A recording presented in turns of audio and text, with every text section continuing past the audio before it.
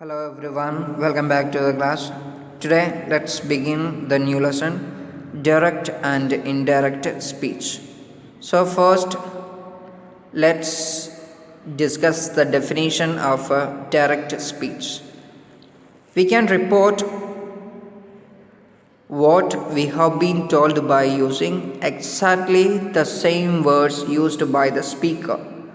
This is called direct speech. So if we wanted to report the same words of the speaker to another person, that is known as the direct speech. So for example, suppose your friend John has invited you to his birthday party and you wanted to tell your mother about it. So you will tell your mother exactly what John has told you. So that is let's discuss the sentence. That is John said, "Come to my birthday party tomorrow." So in this sentence, if we note carefully, we can say that in a direct speech, we put what we have heard or what somebody has said within quotation marks to make it clear that we are repeating verbatim, that is word for word, what the speaker has said. You must also note how a punctuation mark like a comma, full stop or question mark is used in direct speech. So we have to keep in certain points. First one, you put a comma before the opening quotation mark. So we have to put a comma. If we are looking at this sentence, we can see there is a comma we have put where before the opening of a quotation mark. Have you seen it? So John said, after that we have put a comma. Then next point that we have to keep in mind, you put the closing quotation mark after the full stop at the end of what the speaker has said.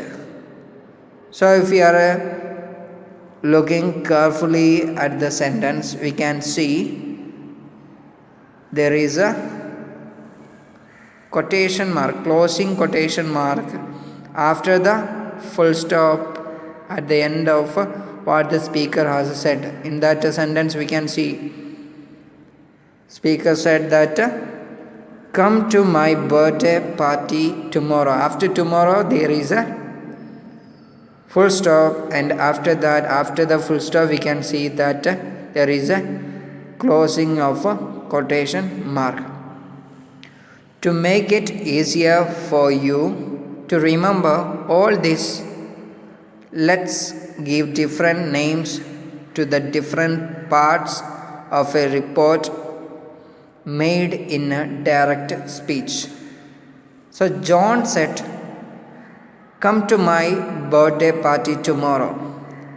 Let's call the words within the quotation marks as the quote. The quote usually begins with a capital letter. If we look at this sentence, we can see that the words within the quotation mark the quote. So the words which another person said, it is known as the quote, and all quote usually begins with the capital letter. So we can see that the come to my birthday party tomorrow, in that come is starting with a capital letter. C is in a capital letter, so we have to write it in a capital letter. So we have to use capital letter in the beginning of a quotation words. Second thing, let's call the verb said in a John said. So the word of speaking. So John said, in that said is known as the verb of speaking. Clear? Then, next point that we have to keep in mind, we put a comma after the verb of speaking and before the opening quotation mark. So, if we are looking at this sentence, we can see there is a comma after the verb of speaking. After said, we can find a comma. Then,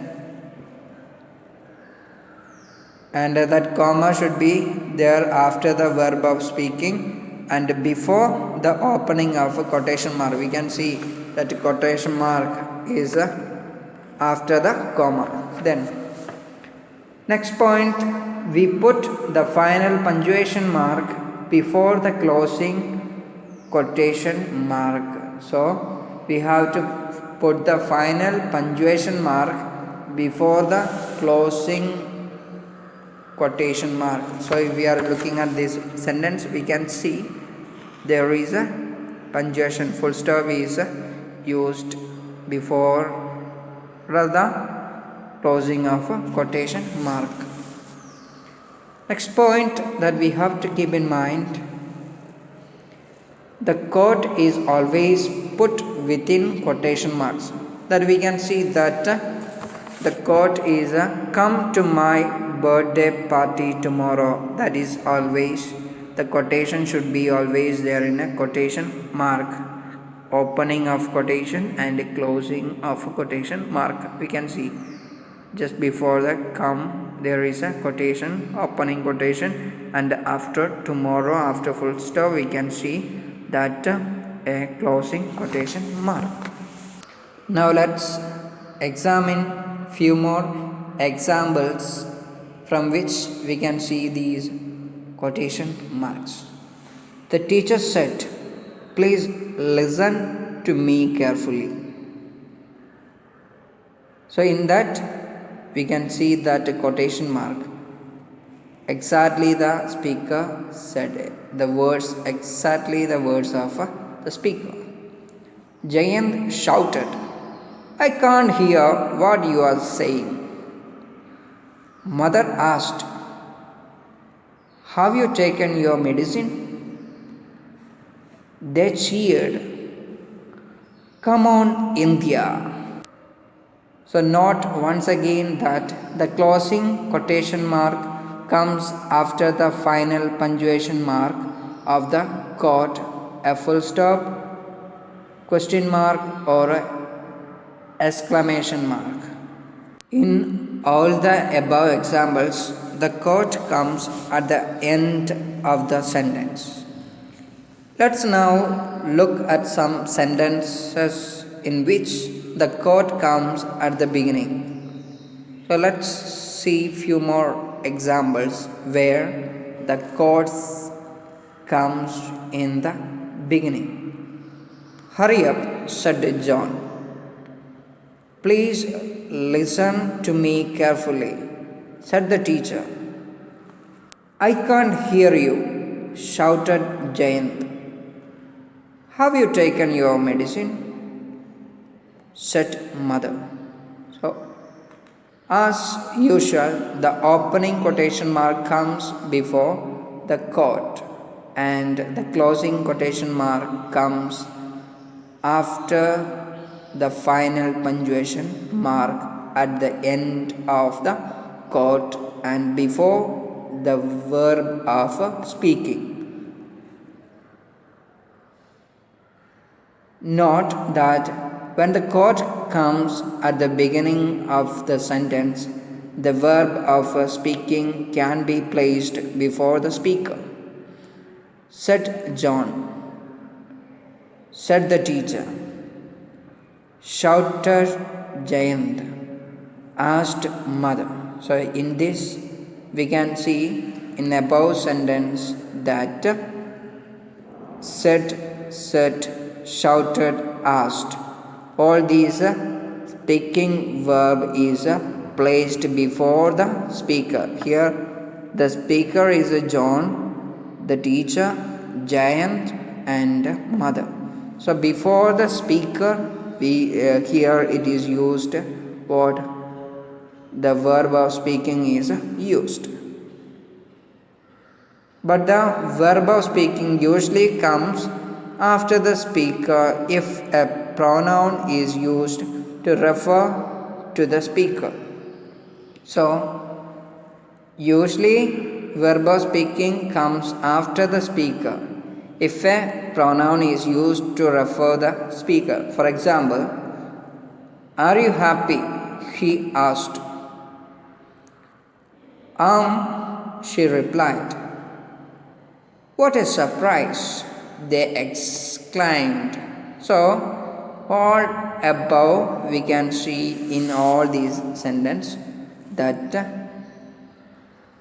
the verb of speaking comes after the speaker because we can find a pronoun is used to refer to the speaker. That's why the speaker comes before the verb of speaking. Clear?